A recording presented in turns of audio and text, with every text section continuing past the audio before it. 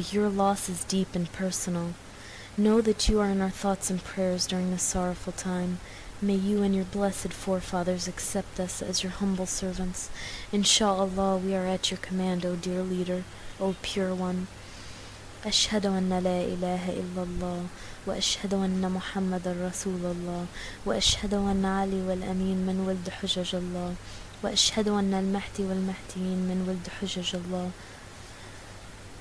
اللهم صل على محمد وآل محمد والآئمة والمهديين وسلم تسليما كثيرا. I've spoken about Imam Ali and his bravery, his wisdom, his knowledge, his justice, his soft-hearted nature, all of those amazing characteristics that he possesses. And he still possessed them till he died. You know, the very last moments of Imam Ali alayhi salam and his what he told Imam Hassan al-Mujtaba and Imam Hussein Shaheed al-Karbala, and how he treated his killer after he was struck with the poisonous sword of Ibn Muljim, may Allah curse him. When you think of how Imam Ali was treated after the Prophet, peace be upon him, and his progeny passed away, it makes you think that if you were there and if someone had taken away your right, in fact, if someone takes away your right, takes away your inheritance, how you would feel. Not only do they take away your inheritance and your right, they take away the right of your wife, thus taking away the rights of your children. And in turn, that for the usurpers and the murderers is not enough. They not only take away her rights, they murder her. They sneak in to their house at night, push her between the door and the wall, the same door where the Prophet, whose kalima they read, used to stand and give khutbahs. That same door, push it against his wife, beat her, her ribs are broken, their unborn child dies, Mohsin, he's shaheed. They beat her and whip her. His children, his young children, Hassan Mujtaba, Hussein, Zainab, and Kulthum, are seeing all of this. At one point, Imam Ali grabs Umar, pins him to the floor, and tells him that if it was not for the promise that he made to the Prophet, this would not be happening. Imam Ali stayed true to the promise he made to the Prophet, and his children didn't know who to go with, who to run to. Their mother, who was being whipped and beaten, or to their father that was being roped. Think of that night. Think of that awful, awful night. Think of what Zahra went through, and what her pure progeny, her pure children, what they were going through. And then think of Imam Ali. The brothers who are married, who have wives. If someone did that to your wife, would you stand quiet? Would you stay true to that promise to the Prophet? Would you have the strength to? And then not only would you see that night, but the aftermath of that night, and you would see your wife in bruises, in pain, in agony, who died soon after. You see your children cry for their mother. Not only that, you walk in the streets and you see people deviating from the religion. You see people making up their own sunnah. Umar makes up his own sunnah. Tells lies about the religion of Islam. Who does he think he is? Making up his own sunnah, making up his own traditions and his own orders. So you see people behaving this way. 25 years, Ali stays quiet. 25 years. Can you imagine staying quiet on that even for a day? Okay, you stay quiet for a day, a week, a month, 6 months, 25 years. And you see the pain Ali was in his khutbah of Shakshakiyah. You see that pain when he says, by Allah, he had addressed himself with it, the Khilafah, and he certainly knows that to it my station is as central as the access to the handmill. My rank is such that it is too high for a bird to reach or water to drown. I blockaded the Khilafah from my mind and detached it from myself, then began to think whether to assault without any help versus to endure such a blinding wretchedness.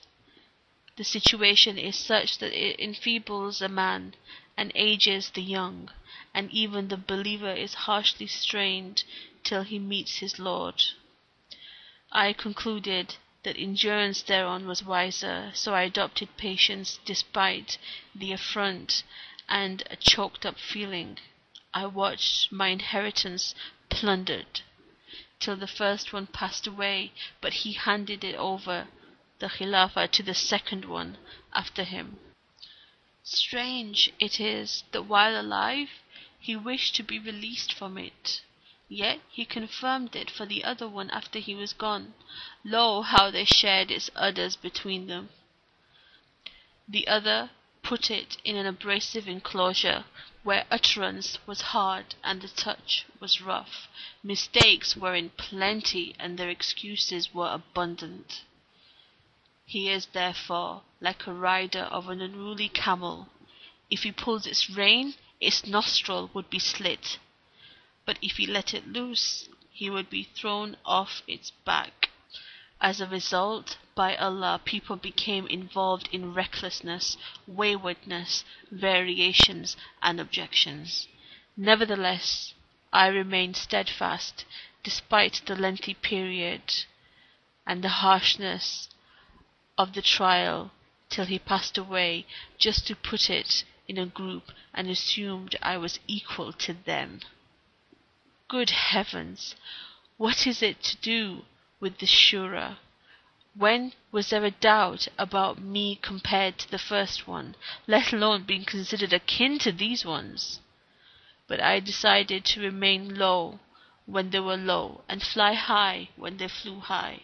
As such, one of them turned against me because of his rancor, and the other inclined the other way due to his in-law relation, and this thing and that. To the third of these stood up, heaving his breasts between his dung and fodder, and with him stood up the children of his clan, Banu Umayyah, devouring Allah's wealth as a camel devours the foliage of spring, till his rope broke down, and his actions finished him off, and the gluttony forced him down prostrate. None took me by surprise as much as the rushing crowd towards me, eagerly advancing from every side like leopards, so much that Al-Hassan and Al-Hussein were being crushed, and both sides of my shoulder garment were torn. They collected around me like the herd of sheep. But when I took charge of government, one party broke down, another turned disobedient, while a third acted wrongfully, as if they had not heard Allah saying that abode in the hereafter we assign it for those who intend not to exalt themselves in the earth, nor to make mischief therein, and the end is best for the pious ones. Yes, by Allah, they had heard it and understood it, but the world glittered in their eyes, and its embellishments seduced them. Behold, by Him who had made the grain to grow and the living created, if people had not come to me, and supporters had not exhausted all avenues, and if there weren't the pledge of Allah with the learned to not acquiesce to the gluttony of the oppressor or the hunger of the oppressed, I would have cast the rope of Khilafah on its own shoulders, and would have treated the last one as the same as the first. and you would have discovered that in my view, your world is no better than the sneeze of a goat.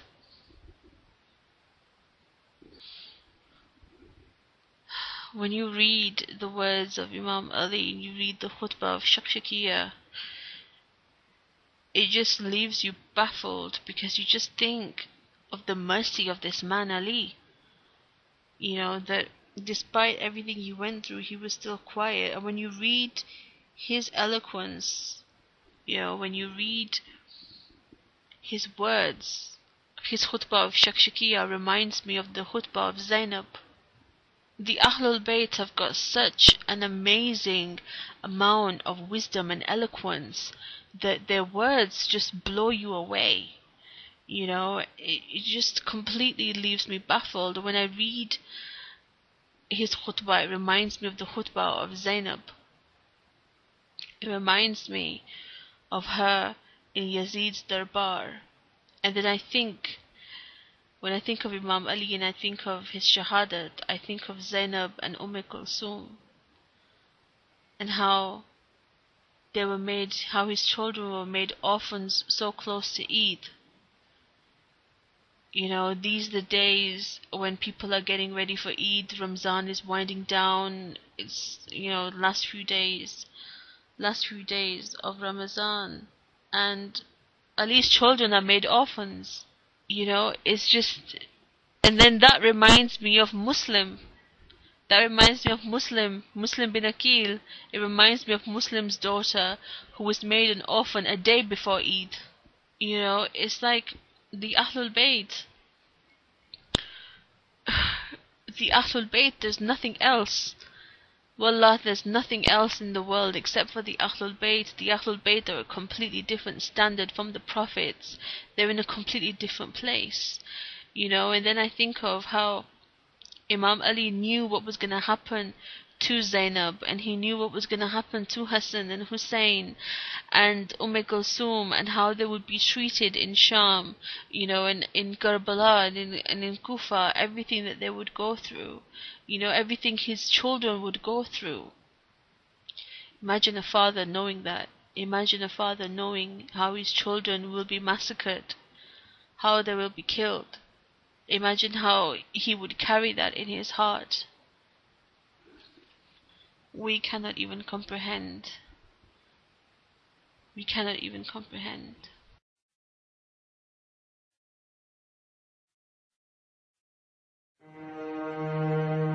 Allah's peace be with you.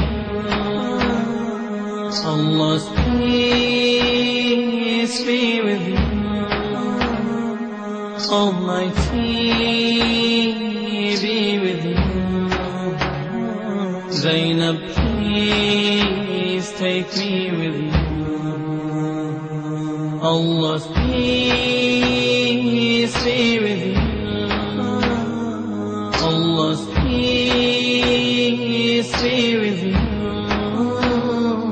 Almighty be with you.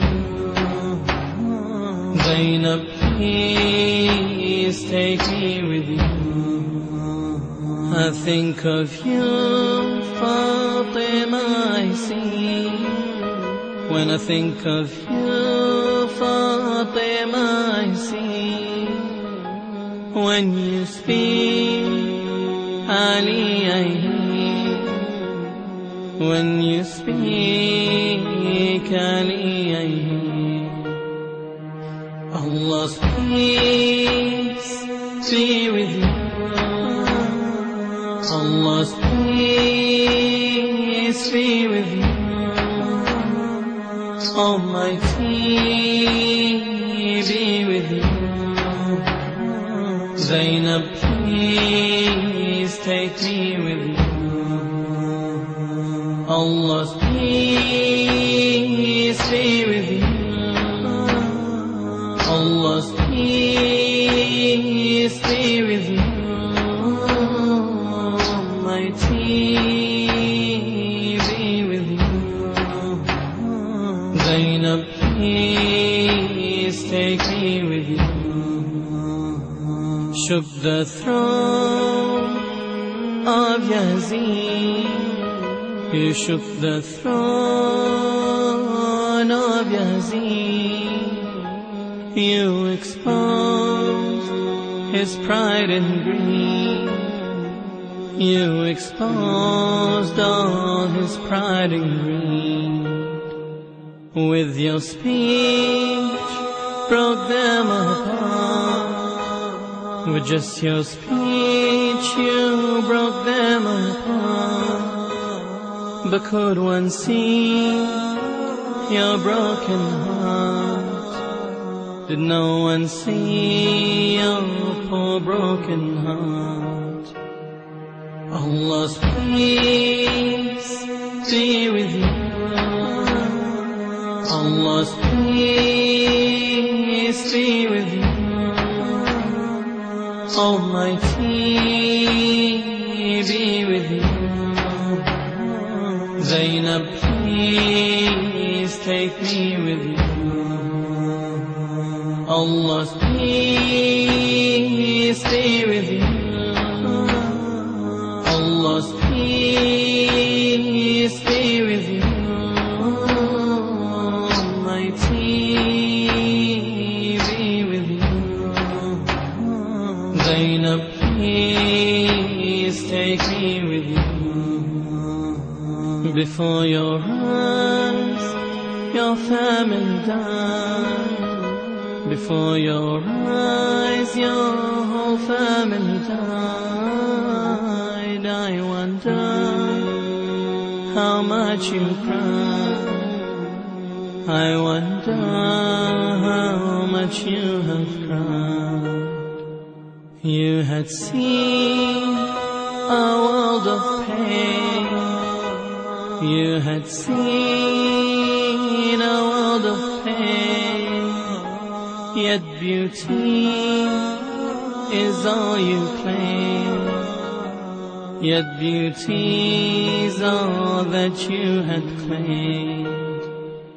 Heroine of Karbala, oh heroine of Karbala, take me with you to Allah. Take me, guide me to the path of Allah. Allah's peace. Oh Zainab, I'm amazed at how strong you are. Allah's peace. Such calamities you were a witness to. You saw your children, your brother, your loved ones, all being so brutally massacred. Everyone that was left behind, the orphans, the injured, the sick and the widow. You had to be there for them, and you had to console them. But oh Zainab, Ya al-Masa'ib, who is there to console you?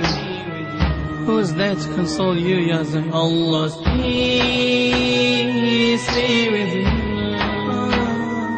Allah's peace be with you. Almighty be with you. Zainab, please take me with you.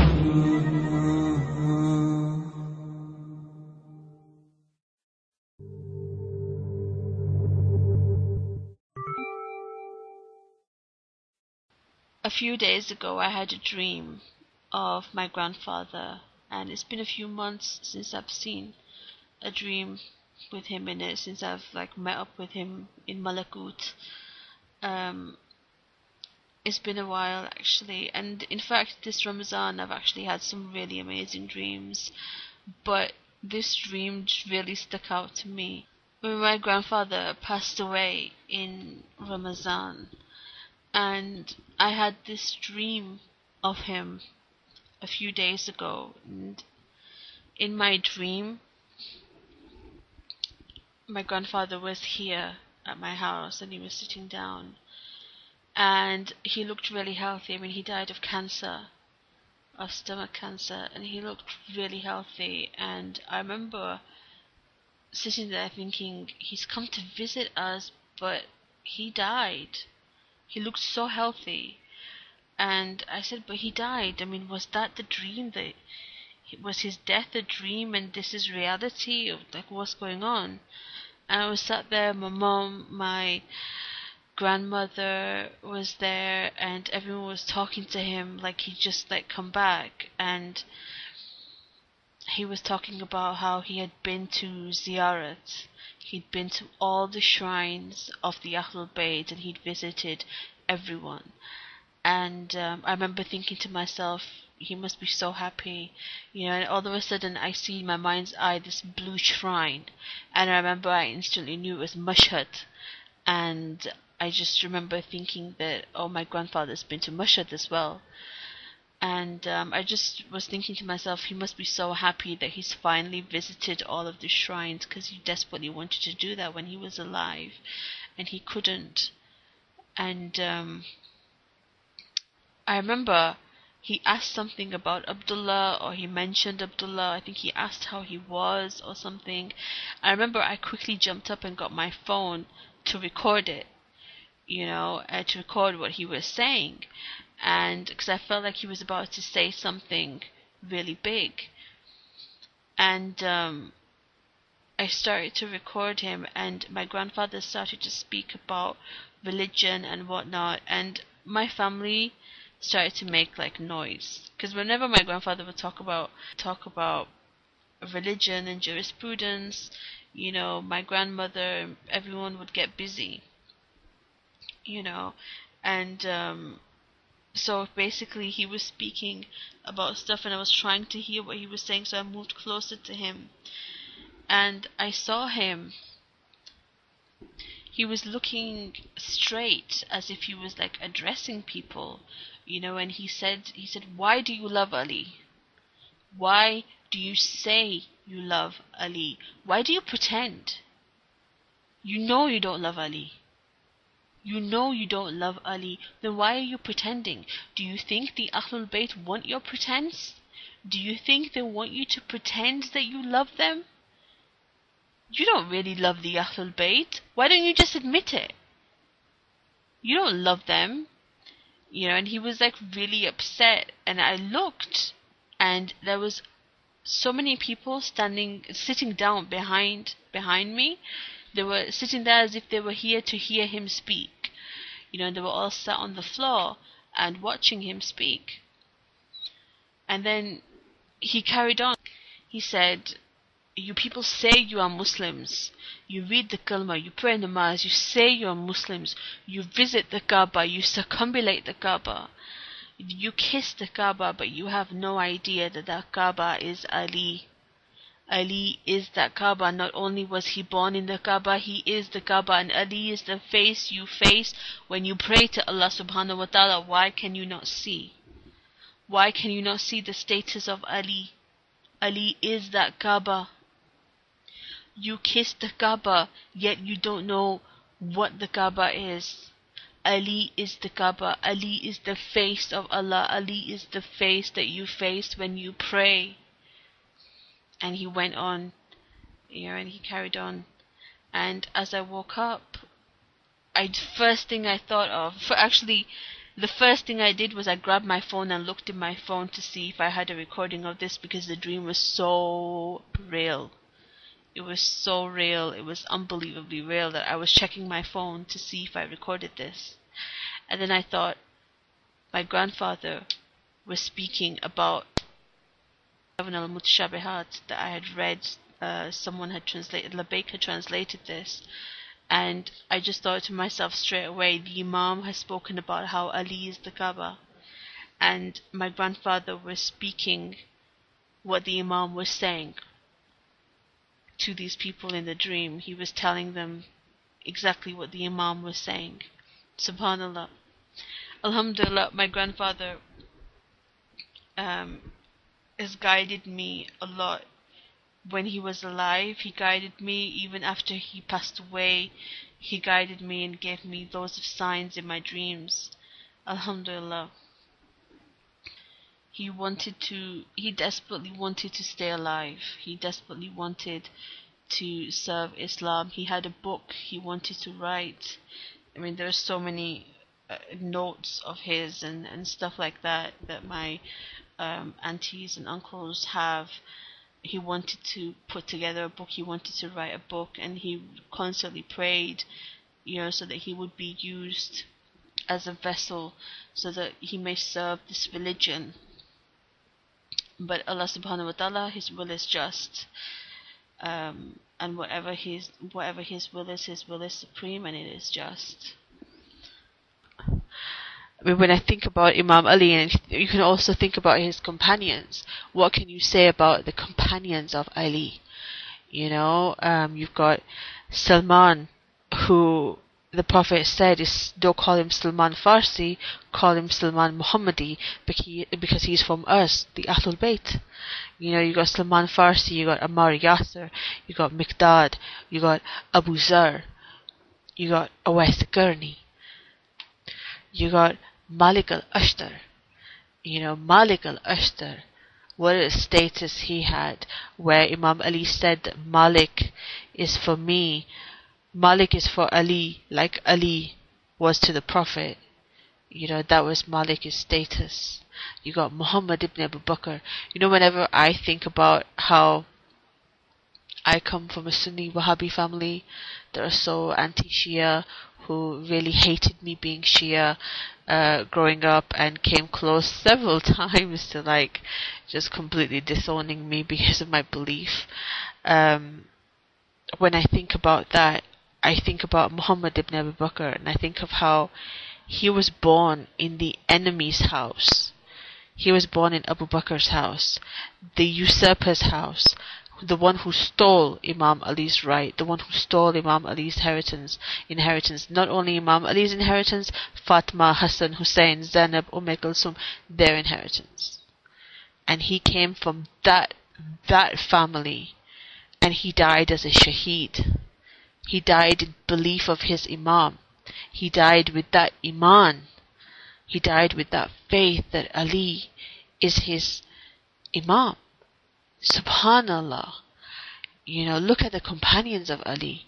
When after the Prophet died, Imam Ali only had 4. He had 4, and what a status they had. Look at Misam at-Tammar. These companions, these are Shia. These are Shia. We cannot call ourselves Shia. We wish to be Shia. We're not Shia. These are Shia. These are Shia that endured. Is because of their endurance, because of their sacrifices, because they stood up against the oppressors and they sided with Haqq, that we remember them today. My salam to the companions of Ali. They sacrificed everything. They sacrificed everything because of their ishq Ali, because of their love for Ali. Subhanallah. We have to remember that if we want to be called Shia of Ali is not a small thing. It's not a small thing to be Shia of Ali. Ali is second only to the Prophet, and if you want to follow him, you better be made of some stuff. You better be made of some stern stuff, because Imam Ali said that even a mountain would be crushed in its love for me. Everyone that falls in love with Ali,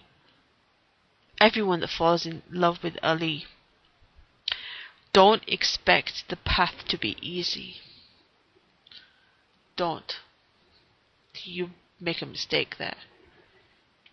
Being a devoted follower of Ali means killing the nafs, means killing your desires, the desires that conflict with Ali's commands, because Ali's commands are the Prophet's commands, and the Prophet's commands are the commands of Allah subhanahu wa ta'ala.